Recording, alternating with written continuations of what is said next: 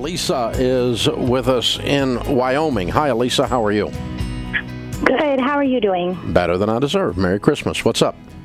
Merry Christmas. Well, my mom co-signed about 5 or 6 years ago on student loans when I was going to college at a university out of state.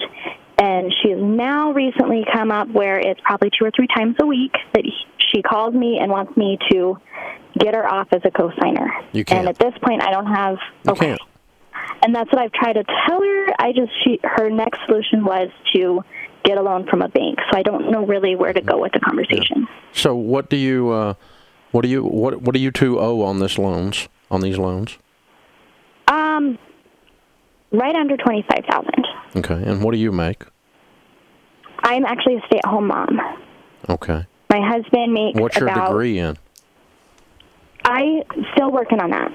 I'm going to school for special education and elementary education. So there's nothing being paid on the loans right now? We're making payments. My Why? husband is just to keep some of the payments down, payments down when I get So home. what does your husband make a year? We write a little over $100,000. Okay. And how much other debt other than $22,000 do you have? Not counting your house. Probably 25. So $50,000 gets you out of debt and you make $100,000. Yes. Okay. And you're paying for school also? Yes. Okay. And you plan to, when you finish the degree, you plan to go to work? Yeah, right away. Okay. And how much do you like finishing the degree? About a year or 2. Okay. All right.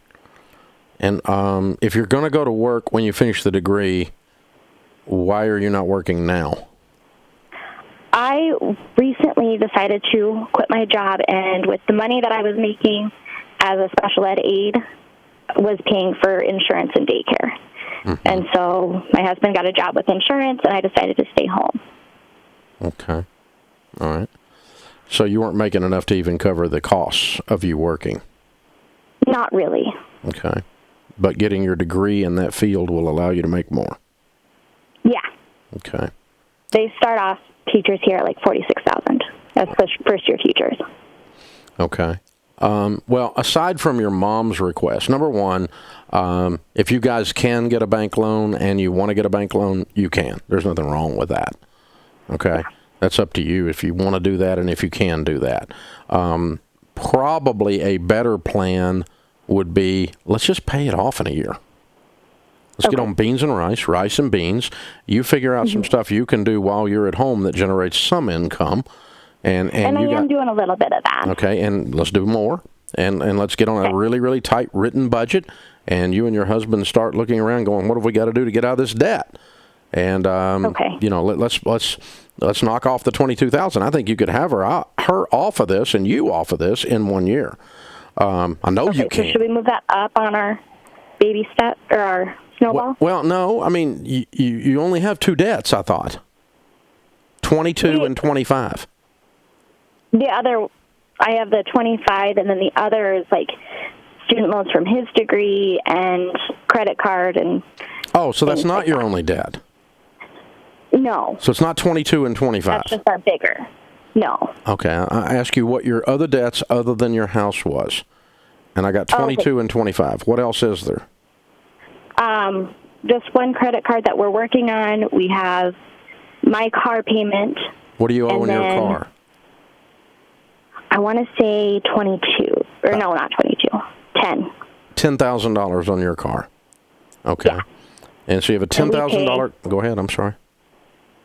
We have cattle, so our cattle from our calves check goes to the loan every year plus monthly.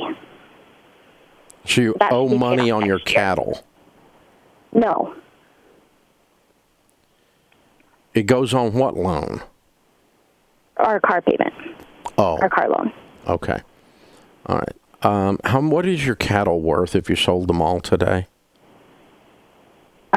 Probably 100. Not even 100,000. 35.